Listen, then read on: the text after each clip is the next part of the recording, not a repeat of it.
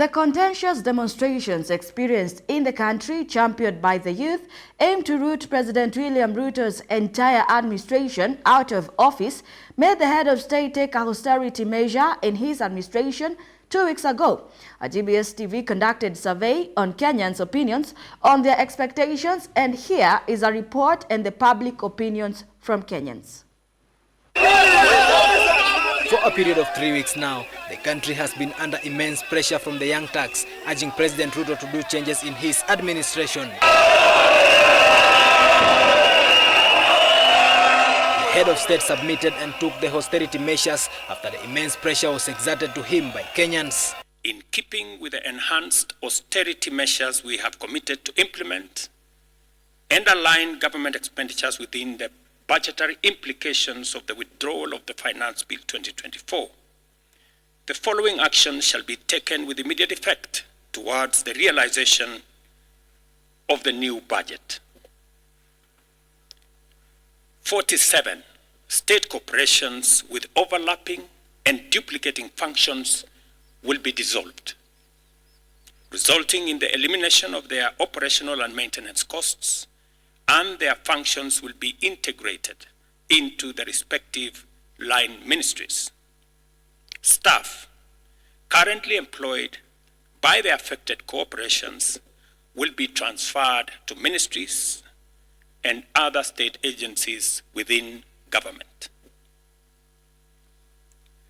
The decision to fill the position of Chief Administrative Secretaries is hereby suspended. The number of advisors in government shall be reduced by 50% within the public service with immediate effect. President William Ruto's administration is facing opposition from Kenyans who are against the policies that his administration is making, and we are in the city of Nairobi just to do a cross-check on what Kenyans had to say. We are in a turning point in this country that we are able to admit when individuals are not delivering. And so for me, it's very exciting. We have a chance, and he has a chance as the president, to pick individuals that are competent. And for us Kenyans, we have a chance to weigh in on what that means to be competent. The president needs to focus on competence, not tribes. The Kralian call for these young people is that wachaneni na tribes. It hasn't worked for us. And so the president, what he needs to do is to engage experts. And being a personal development expert, I'll give him free advice. You need to pick geniuses. To serve 54 million people effectively and not have your cabinet be shut down in the next 5 months, you need to get geniuses. The smartest cream de la cream, individuals who are able to calculate things in very short time, individuals who are able to read data, collect data, analyze data, and use that as the basis of action. Not politics, and not where you come from. It doesn't matter. We've had individuals from Mount Kenya, we've had individuals from different regions, Kalenjins. The issue is they didn't deliver. What was the formula they used before?